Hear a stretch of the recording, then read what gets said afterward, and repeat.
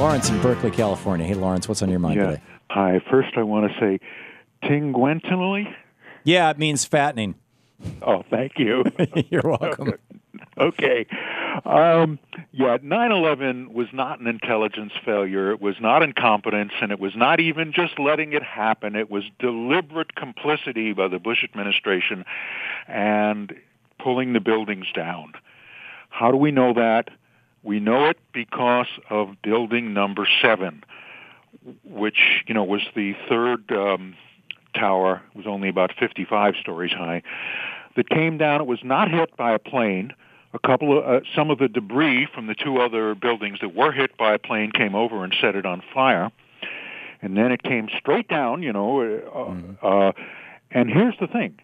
No steel frame skyscraper has ever collapsed merely because of fire. It's never happened before and well, since. Has a steel frame skyscraper ever had, thousands, tens of thousands of gallons of jet fuel burning in the middle of it? It wasn't tens of thousands because this building wasn't hit by a plane. It was hit by debris from the other buildings. Yeah, but my understanding is that Building 7 held the emergency power generators for the entire complex, for all 7 buildings, and had thousands of gallons of diesel fuel in its ceiling, in its roof, in the top floors, and that's what caught on fire. Now, I might be wrong, but that's what I recall from the 9/11 Commission.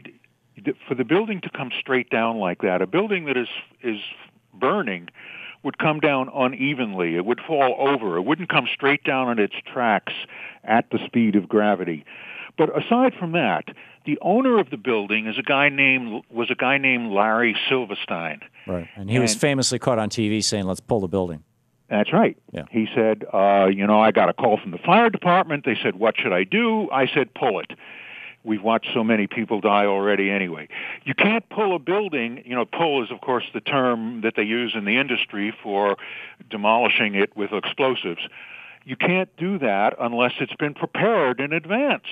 It takes a long time to prepare the building in advance. Right. And the other thing is that there was thermite found in the debris. So here's my question for you. If you've looked into this a lot and carefully and thoroughly and thoughtfully, who was behind that? I would say that it's PNAC. They wanted another Pearl Harbor, and they produced one. Right. So you think including Dick Cheney. Yeah. So you think that it was the neocons who were responsible for it? Very interesting. Yeah. I can't debate it, Lawrence. I honestly, I went through this with the Kennedy research, for 17 years. I don't know enough to be able to challenge that or support it. But thank you for sharing it. Thanks a lot.